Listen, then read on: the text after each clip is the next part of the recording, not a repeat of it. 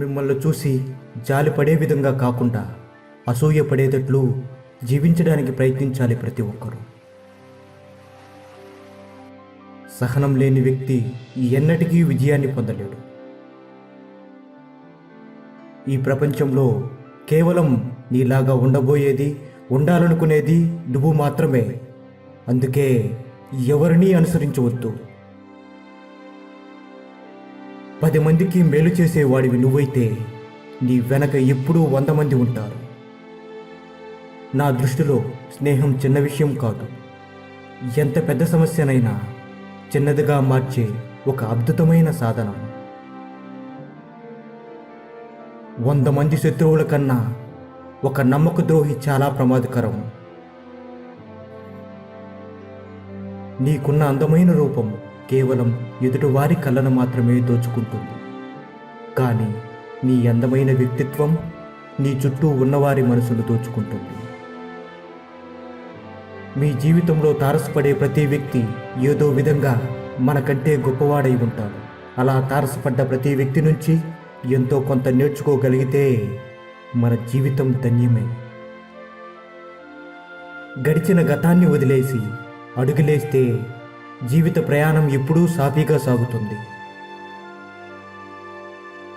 జీవితంలో ఇబ్బందుల్లో ఉన్నవారు కాదు దురదృష్టవంతులు.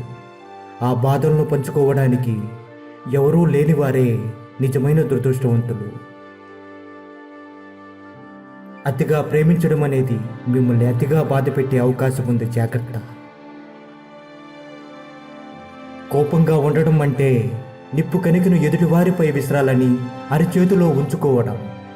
అది ముందు నిన్నే దహించి వేస్తుంది, జాగ్రత్త. తేనెటీగ మకరందాన్ని గ్రహించేటప్పుడు ఎంత ఆస్వాదిస్తుందో అలాగే మనం చేసే పనిలో కూడా అదే విధంగా ఆనందిస్తూ చేస్తే తప్పకుండా మంచి ఫలితాలు వస్తాయి. నీ శత్రువుల మాటలు విను, ఎందుకంటే నీలోని లోపాలను, తప్పులను అందరికన్నా బాగా తెలిసింది వారికే.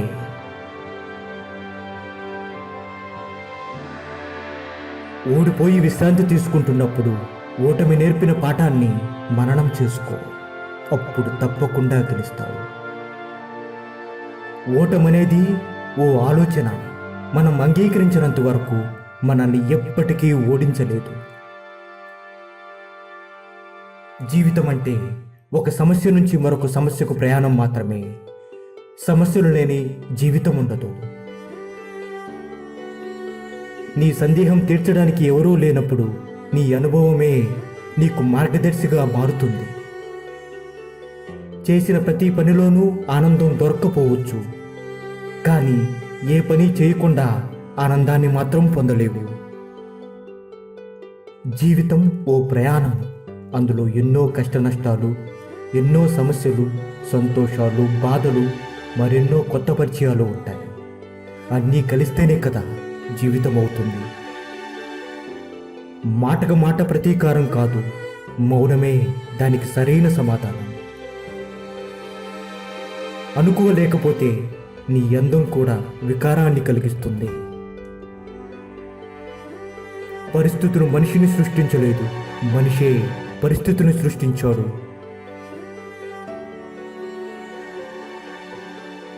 జై హింద్.